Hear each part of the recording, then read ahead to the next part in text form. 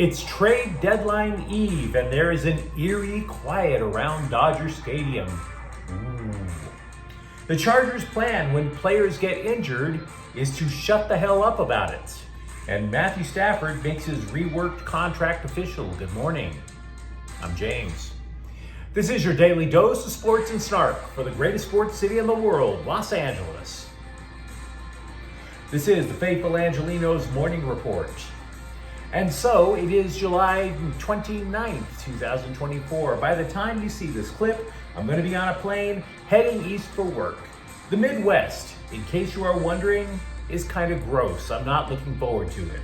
But whatever, we always have LA sports to keep a smile on the face. And if you like being in the know about LA, clickety-clack the like button. Clickety-clack the subscribe button. There's a notification bell. Hit that. It'll let you know when we drop new content.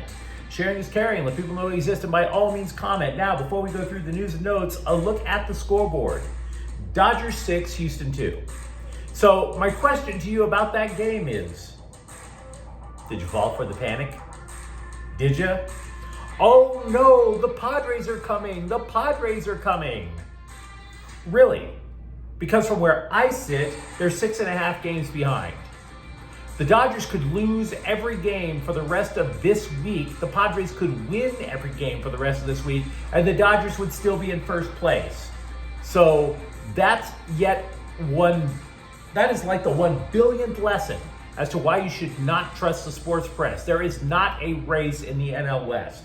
Gavin Lux homers. River Ryan strikes out 8 for his first major league win. By the way, did you know exactly how the Padres were allegedly coming? They had to win 7 consecutive games just to get within 5.5. Do you really believe that this team is going to rip off another 10 consecutive wins to take over first place? Something like that? Of course not. That's why you build up a big lead early, so that when the injuries strike, you don't have to freak. Meanwhile, today, there are no games involving LA teams. So what do you say we get to the news? Today, almost like watching a C-grade horror movie where you know there is something evil lurking around the corner. There is an eerie quiet across Chavez Ravine. The Dodgers aren't going to be playing today. They haven't made a significant move yet for the trade deadline other than sending a pitcher out, James Paxton, for a minor leaguer back from Boston. The Dodgers are injured. They're 10-12 in their last 22 games. There have been many a trade made, but yet for all of those trades that have been making news, the Dodgers haven't been involved, and the scribes are lamenting their state. Oh, the Dodgers really wanted this guy, but they were outbid. And I'm really skeptical about virtually every single trade. I've been telling you guys for years, the Dodgers are being used by teams in trade talks. They are being used by players during the free agent period. By saying that the Dodgers are interested, you are trying to build up a market that is not there. You are trying to drive up the price by saying, if you don't trade for this guy, the Dodgers will. Whether or not that's true, it's a sales pitch. Everybody is acting like a used car salesman, and they're using the Dodgers as this bogeyman that's ready to sweep in and grab up this property before you sign the check. Okay? So most everything you read is absolute garbage. And by the way, I don't believe there's going to be a trade today either. I don't. Could be wrong. The reason why is the trade deadline is Tuesday. Trade deadline day automatically creates a market because you have to make a move then.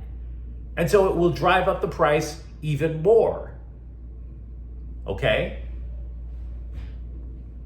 That's the way sales tends to work. So meanwhile, I'm going to tell you these things and just basically take it, stick it in your back pocket, and forget about it. Bob Nightingale of USA Today listed 4 dudes that the Dodgers were apparently interested in.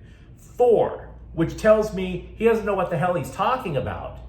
He's just throwing names up against the wall to see if any of them stick.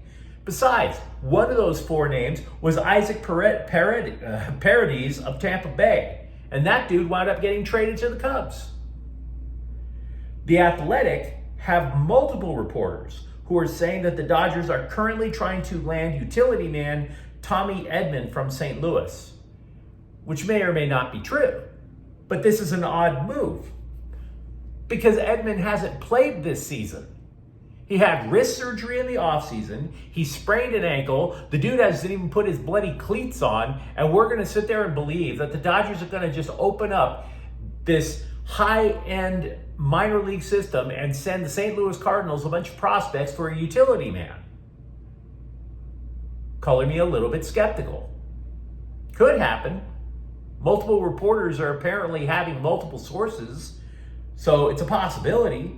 If it does happen, and Edman does in fact play, he is useful in that he can play middle infield, he could play center. You put him in middle infield, maybe Mookie Betts comes back and you put him back out in the outfield, boost the lineup.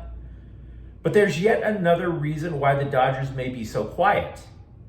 They have executed multiple trades in their history with the Tampa Bay Rays. Dodgers team president Andrew Friedman is a former executive with Tampa Bay. Tampa is a seller, absolutely. But they've already executed 6 deals, including some of the bigger names on their team. Do you really think there's a whole lot left for the Dodgers to want to root through in this rummage bin in the back of the Goodwill? I don't see it. So yeah, I believe the Dodgers are trying to make a deal, absolutely. But don't be surprised if the names that eventually come out before the trade deadline are not the names that you've been reading about on blogs, in the newspapers, if anybody buys one of those things anymore. Be skeptical. Something's going to happen. We just don't know what the hell it is yet. Meanwhile, as for players that are currently with the Dodgers, Walker Buehler's first rehab outing was suboptimal. The guy allowed 4 runs, 10 base runners in 4 innings with AAA Oklahoma City on Friday. Now, his fastball did hit 95 miles an hour, which is somewhat encouraging. They're saying he has at least one more rehab start. I'm not optimistic about it being just one. Besides, the Dodgers, you should know this, have 4 players on rehab at Oklahoma City at this very moment. So they can afford to be a little patient with Buehler.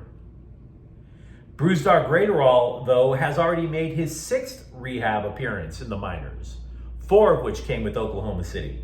The last one came on Saturday. Now, what makes that important is because he pitched on back-to-back days, which, let's be real, that's part of the job description when you're a reliever. Throughout his rehab, he's been tremendous. He has allowed just 1 run, unearned, in 6 innings with 6 strikeouts. Now, this matters for a variety of reasons, because according to The Athletic, the market for quality relievers is going to be expensive. So maybe the Dodgers don't trade for a reliever because that price is automatically sky high right now. Maybe Graterol is the solution. Maybe Graterol gets used in a trade since he's allegedly so close to coming back to the majors. Could go either way.